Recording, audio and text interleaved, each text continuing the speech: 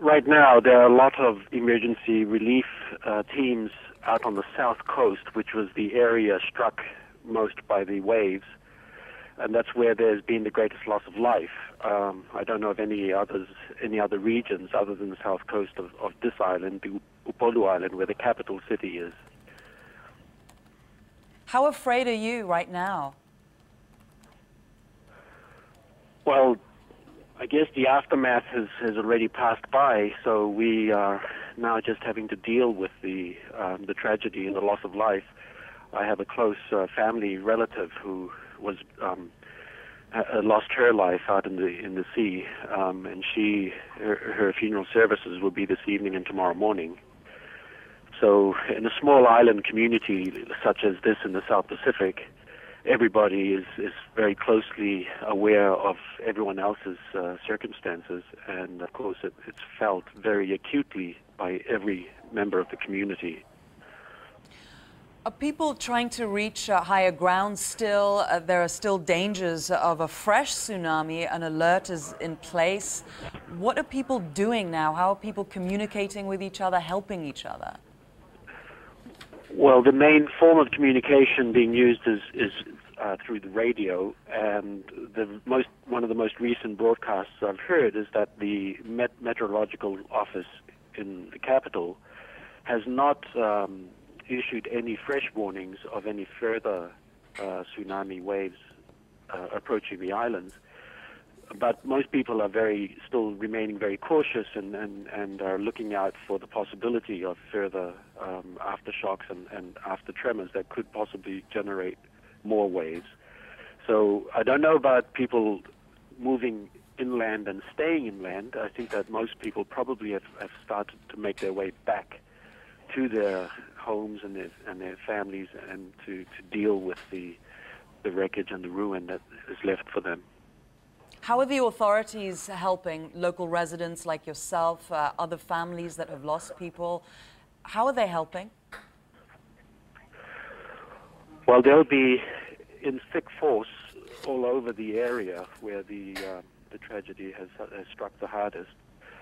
I'm not too sure in terms of bringing up bodies, and I mean they will be involved very closely with that and monitoring the loss of life. I mean, I've only managed to watch some of this as it's unfolded on the local television station, and they're streaming images all the time now, live, and images shot earlier in the day show they even show bodies being carted in trucks and pickup trucks and on the back of flat-deck utility vehicles. At this stage, I haven't heard just how many have lost lives in this tragedy, but looking at the images, looking at the devastation, and hearing the eyewitness accounts of the waves that struck, I imagine that in some villages there could have been significant loss of life because children would have been making their way to school around that time. What do you need? What do the people of the island need from the international community right now? That is a question that the government will probably be issuing a formal statement on. The people will need support in various ways with food and water, and their loss of shelter. I mean, we're looking at entire families and villages with nowhere to sleep, nowhere to stay this evening. So they're going to call on their extended family in other villages to find a place to rest. Where were you when this happened? Well, I live up in the mountains, so we were 2,500 feet above sea level, but the magnitude of this quake was so high that it was felt everywhere, all over the island.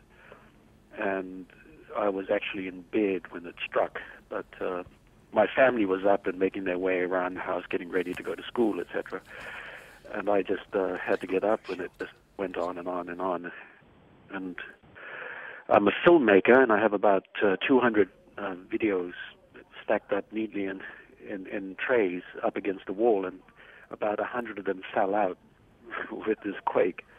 So it was a rather strong and prolonged shake.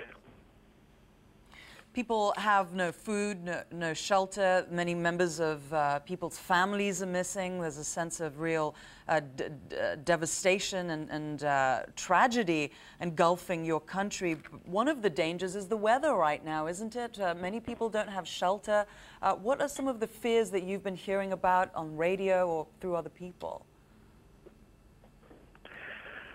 Well, should another natural disaster strike in close proximity, a close time frame to this one, then there will be serious ramifications for the country and its security.